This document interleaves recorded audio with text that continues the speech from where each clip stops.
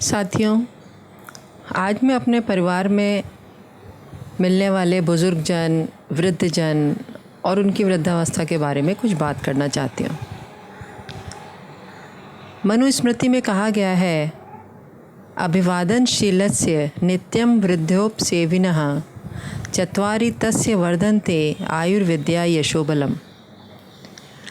अर्थात जो लोग स्वभाव से अपने माता पिता, आचार्य, गुरुजनों की चरण वंदना, अभिवादन, नमस्कार करते हैं, उनके अंदर 4 गुण आयु, विद्या, यश और बल की सदा वृद्धि होती है।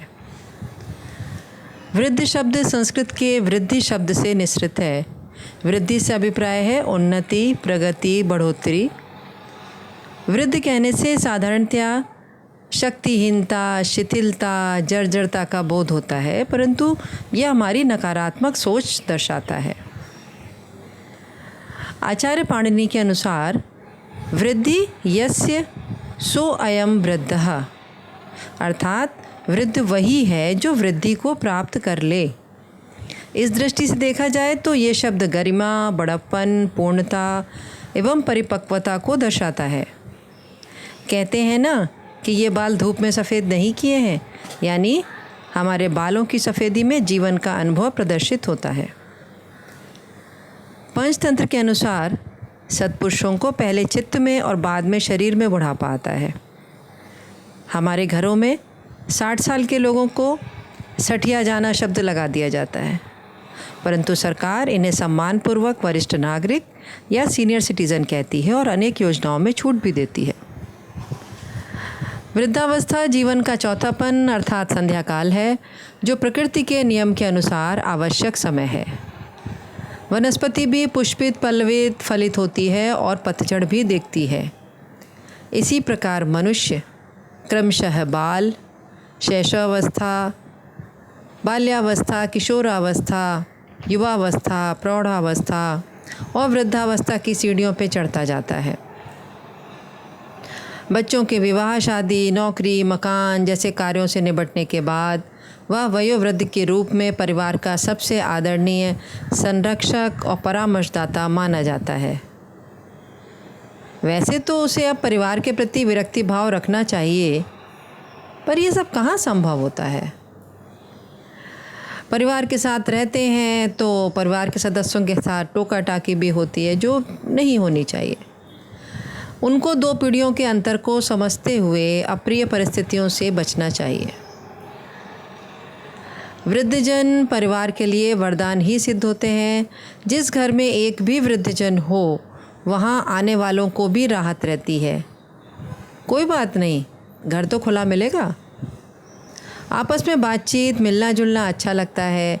आने से पहले पूछना नहीं पड़ता कि घर में कोई है या नहीं है। आजकल तो ज़्यादातर महिलाएं वर्किंग हैं, अतः आना जाना सोच समझकर करना होता है। कभी कभी लगता है कि शायद ये सब बंद होने के कगार पर ही आ गया है। 6 दिन ऑफिस के बाद संडे अगर कोई किसी से मिलने जाना चाहे तो पहले पता करो वे घर पर हैं भी या नहीं, उन्हें कहीं जाना तो नहीं है। एक बार तो हद ही हो गई, किसी निकट संबंधी के यहाँ फ़ोन करके ही गए। एक दिन पहले कहा तो वे बाहर हैं, कल आ जाएं, तो वे घर पर ही मिलेंगे। हम तैयार हो चुके थे पर नहीं जा पाए। दूसरे दिन फिर पूछा तो उन्होंने कहा आ जाइए, हम घर पर ही हैं। हम जैसे ही पहुँचे 10 मिनट में ही वे खड़े हो गए और बोले कि चलिए हमें किसी से मिलने जाना है। हम खिसियाए से बाहर निकल आए। फिर लगा कि यार क्यों गए थे। अब जब उनके यहाँ नहीं जाते हैं तो सामाजिक प्रचार प्रसार हो रहा है कि हम उनसे मिलना नहीं चाहते। लेकिन साथियों, अगर उस परिवार में कोई वृद्धजन होता तो ये परिस्थिति कभी नहीं आती। अगर उनको कहीं जाना था वो जा सकते थे। हम कुछ देर उस वृद्धजन के पास बैठकर बातचीत करके आ सकते थे, पर क्या करें। किसी ने ठीक ही कहा है, ध्यान से देखो, एक उजाला फैला रहता है जहाँ फरिश्तों से सोते हैं घर के बूढ़े लोग। बोझ आपका बढ़े तो इनके कदमों में रख दो, तीरथ हैं, गुनाह धोते हैं घर के बूढ़े लोग।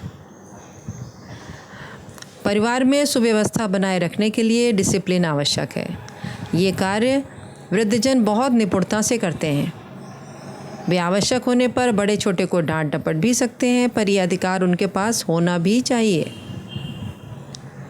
अन्यथा परिवार का मुखिया होने के नाते क्या लाभ? कोई पलटकर तर्क कुतर्क ना करे उनसे। समाज में संयुक्त परिवार की परंपरा टूट रही है। एकल परिवार जन्म ले चुके हैं। बुजुर्गों का तिरस्कार, अपमान होने लगा है। उनको एक बोझ समझा जाने लगा है। अगर थोड़ी बहुत परेशानी उनके हैंडलिंग में होती है तो वृद्धाश्रम में डाल दिया जाता है। नई पीढ़ी के सामने यदि घर में ही उनको सम्मान के साथ रखने की परंपरा कायम की जाए तो कल आपका बुढ़ापा आपके सामने आएगा और आपके बच्चे आपको अपने बुज़ुर्गों की तरह ही ट्रीट करेंगे। बुज़ुर्गों की भी अपनी समस्याएं होती हैं। वे अपनी दिनचर्या निर्धारित कर लें जिससे कि परिवार के सदस्यों को बाधा ना पहुंचे। अगर पार्क, मंदिर, सत्संग, कीर्तन कहीं भी जाते हों तो वहाँ मेलजोल बढ़ाएं ताकि अकेलापन ना अखरे।